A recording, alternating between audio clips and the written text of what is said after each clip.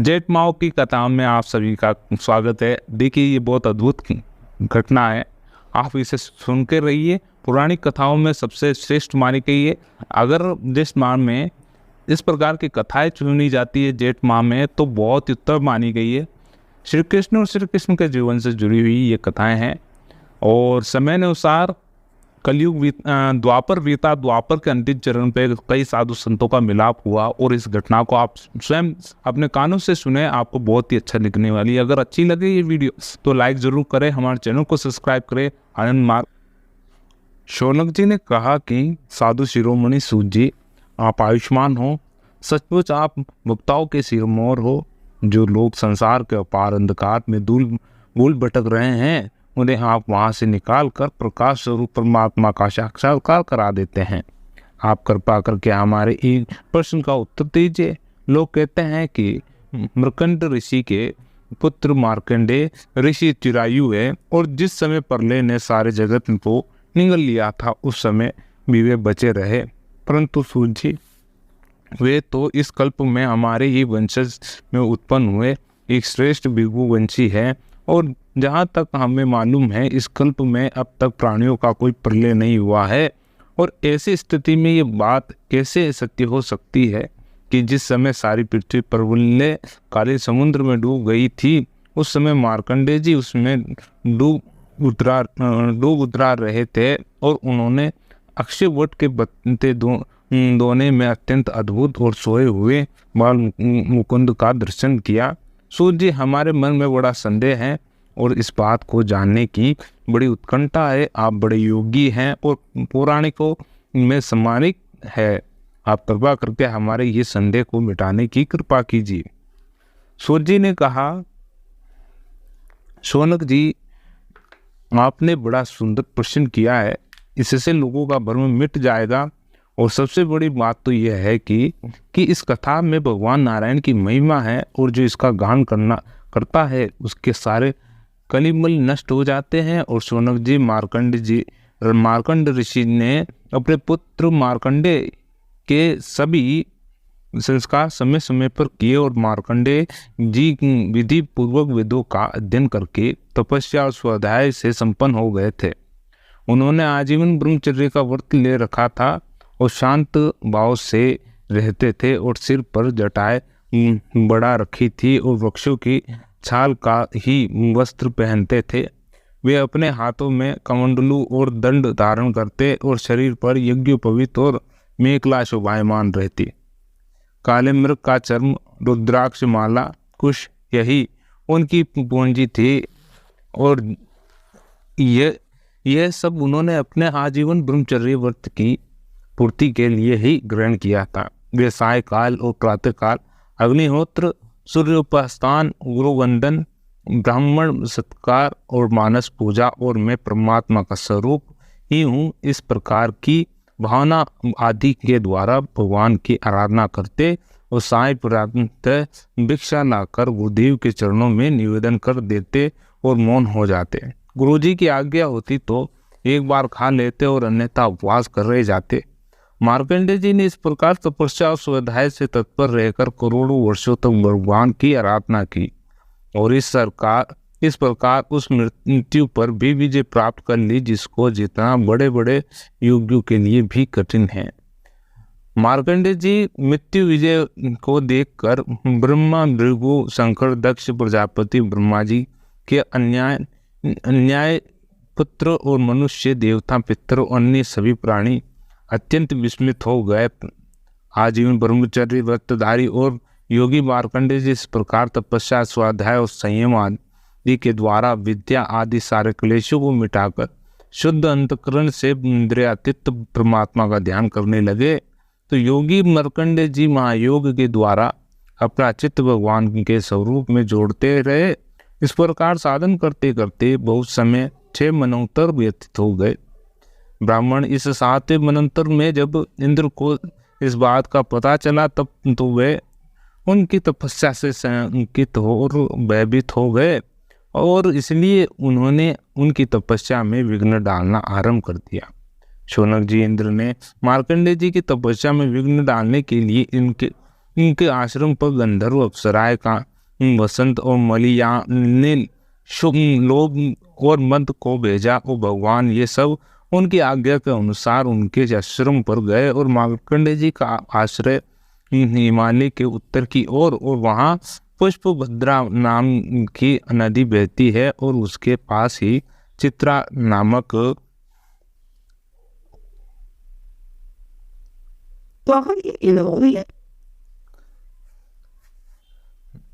उनके पास ही चित्रा नामक एक शिला है। और शौनक जी, मार्कंडेय जी का आश्रम बड़ा ही पवित्र है। चारों ओर हरे भरे पवित्र वृक्षों की पंक्तियां है, उन पर लताएं लहलहाती रहती है। वृक्षों के झुरमुट के स्थान स्थान पर पुण्य आत्मा ऋषिगण निवास करते हैं।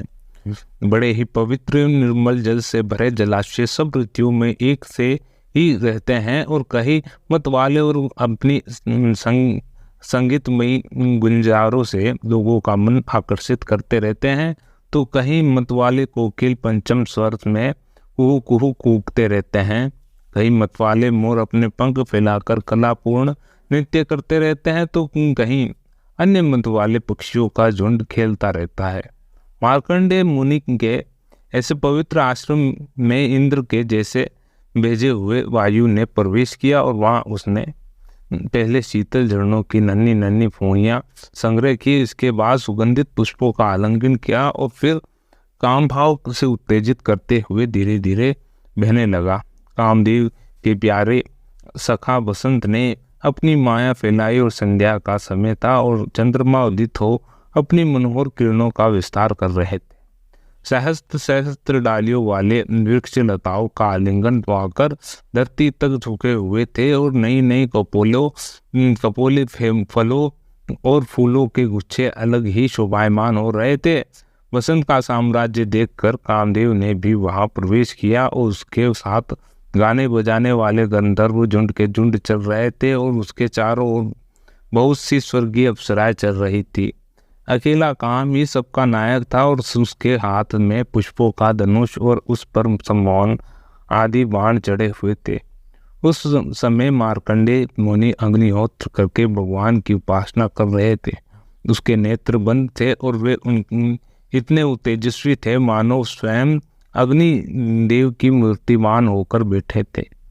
उन्होंने देखने से ही मालूम हो जाता था कि इनको पराजित कर सकना बहुत कठिन है। और इंद्र के आज्ञाकारी सेवकों ने मार्कंडेय मुनि को इसी अवस्था में देखा और अब अप्सराएं इनके सामने नाचने लगी और कुछ गंधर्व मधुर गान करने लगे, तो कुछ मृदंग वीणा ढोल आदि बाजे बड़े मनोहर स्वर से बजाने लगे।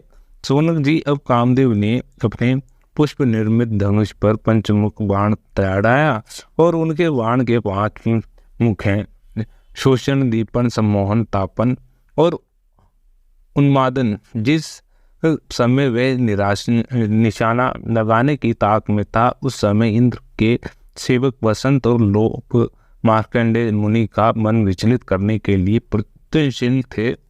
उनके सामने ही पुंजिक स्त्री नामक सुंदरी अप्सरा गेंद खेल रही थी और स्त्रों के भार से बार बार उसकी कमर लचक जाया करती थी और साथ ही उसकी चोटियों में गुथी हुई सुंदर सुंदर पुष्प मालाएं बिखर कर धरती पर गिरती जा रही थी।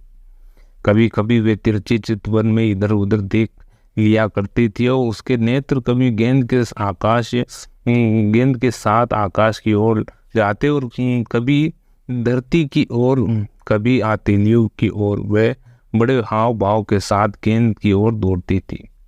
उसी समय उसकी करधनी टूट गई और वायु ने उसकी झीनी सी साड़ी को शरीर से अलग कर दिया और कामदेव ने अपना उपयुक्त अवसर देखकर ये समझकर कि अब मार्कंडेय जी मुनि को मैंने जीत लिया, उनके ऊपर अपना बाण छोड़ा और परंतु उसकी एक न चली और मार्कंडेय जी मुनि पर उसका सारा उद्योग निष्फल हो गया। ठीक वैसे ही जैसे असमर्थ और अभागे पुरुष के प्रयत्न विफल हो जाते हैं, शौनक जी मार्कंडेय जी मुनि अपरिमित तेजस्वी थे और काम प्रसन्न आदि आए थे, तो इसलिए वे उन्हें तपस्या में भ्रष्ट करते, परंतु अब उनके तेज से जलने लगे और ठीक उसी प्रकार भाग गए जैसे छोटे छोटे बच्चे सोते हुए उस सांप को जगाकर भाग जाते थे। शौनक जी, इंद्र के सेवकों ने इस प्रकार मार्कंडेय जी को पराजित करना चाहा, परंतु वे रत्ती भर भी विचलित न हुए। उतना ही नहीं, उनके मन में इस बात को लेकर तनिक भी अहंकार का भाव न हुआ। और सच में महापुरुषों के लिए ये कौन सी आश्चर्य की बात है, जब देवराज इंद्र ने देखा कि कामदेव अपनी सेना के साथ निस्तेज हथ प्रभाव पर वो लौटा है, तो सुना कि ब्रह्मर्षि मार्कंडेय जी परम प्रभावशाली हैं। तब उन्हें बड़ा ही आश्चर्य हुआ। शौनक जी, मार्कंडेय जी मुनि तपस्या, स्वाध्याय, धारणा, ध्यान और समाधि के द्वारा भगवान के चित्त लगाने का प्रयत्न करते रहते थे और उन पर कृपा प्रसाद की वर्षा करने के लिए मुनिजन नयन मनोहारी नरोत्तम नर और भगवान नारायण प्रकट हुए। उन दोनों में एक सा शरीर गौरव वर्ण था और दूसरे का श्याम। दोनों में ही नेत्र तुरंत ही खिले हुए और कमल के समान कोमल और विशाल थे। चार चार भुजाएं थी, एक मृग चर्म पहने हुए तो दूसरे वृक्ष की छाल। हाथों में कुछ लिए हुए थे और गले में 3 देश सूत के योग्य पवित्र शोभायमान थे। वे कमलू और बांस का सीधा दंड ग्रहण किए हुए थे और कमल गट्टे की माला और जीवों को हटाने के लिए वृक्षस्त्र की कूंची भी रखे हुए थे। ब्रह्मा, इंद्र आदि के भी पूज्य भगवान नर नारायण कुछ ऊंचे कद के थे और वेद धारण किए हुए थे। उनके शरीर से चमकती हुई बिजली के समान पीले पीले रंग की कांति निकल रही थी और वे ऐसे मालूम होते थे मानो स्वयं तप की मूर्तिमान हो गया हो।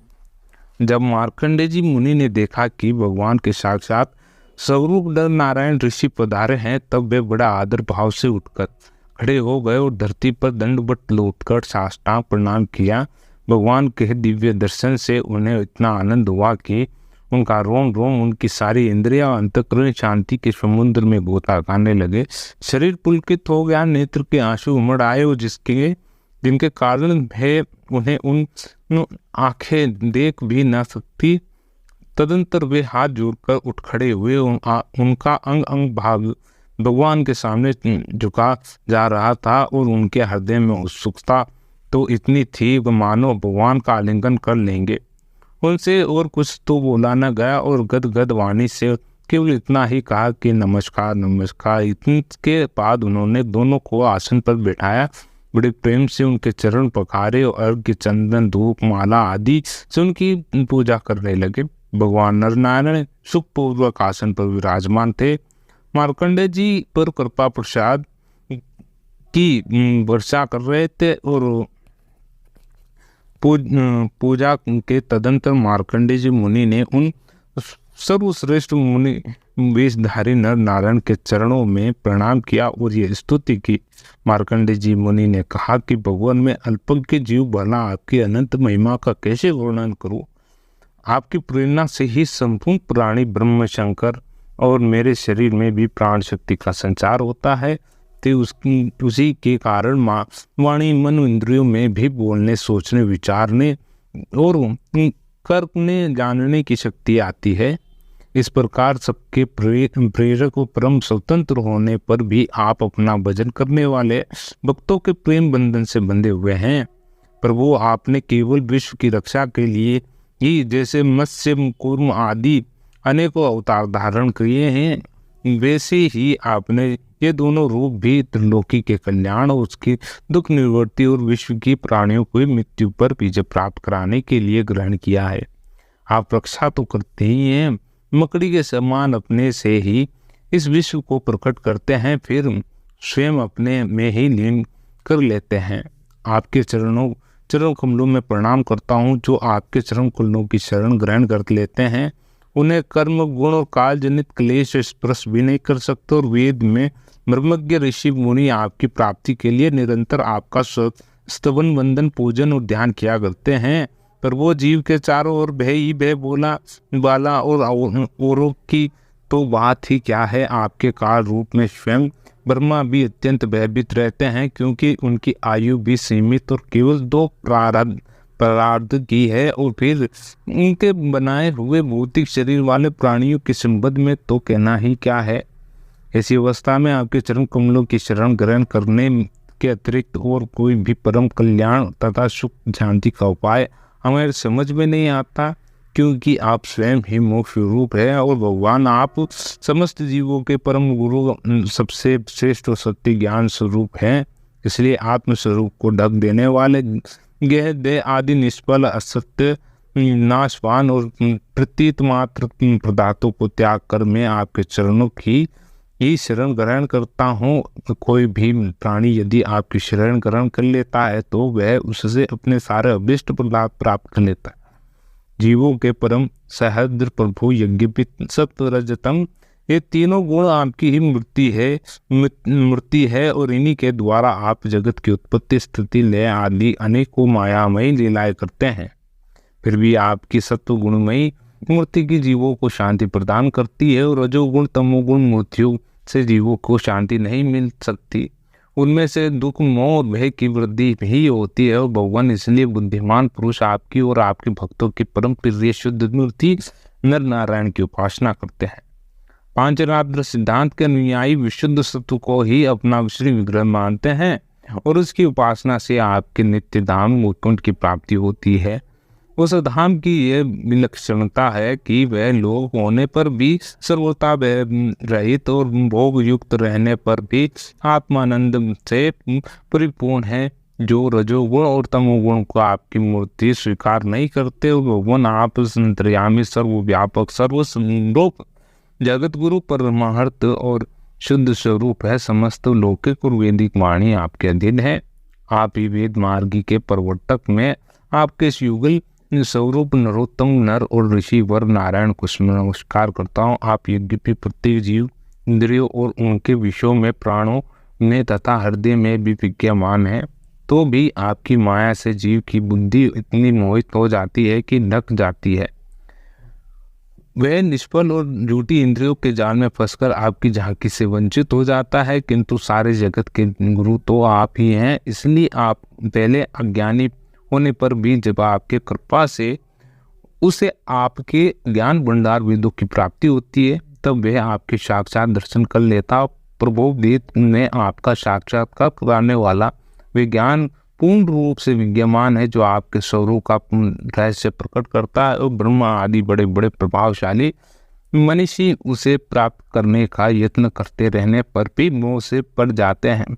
और आप भी ऐसे लीला विहारी हैं कि विभिन्न मत वाले आपके संबंध में जैसा सोचते विचारते हैं, वैसा ही शील स्वभाव और रूप ग्रहण करके आप उनके समान प्रकट हो जाते हैं, और वास्तव में आप देह आदि समस्त वाद्यों से छिपे हुए विशुद्ध ज्ञानज्ञ ही हैं। और हे पुरुषोत्तम, मैं आपकी वंदना करता हूँ। इस प्रकार मार्कंडेय ऋषि ने की ये अद्भुत कथा यहीं समाप्त होती है। अगला अध्याय मार्कंडेय जी का एक माया दर्शन होता उन पे होती है। आप इस कथा को सुने जरूर, और ये कथा आपको कैसी लगी जरूर हमें जानकारी दे कमेंट के माध्यम से, और अच्छी लगी हो तो लाइक जरूर करें इस वीडियो को और चैनल को सब्सक्राइब करें। आनंद मार्ग मिलते हैं अगली वीडियो में। जब तक के लिए जय श्री हरि। ओम नमो भगवते वासुदेवाय।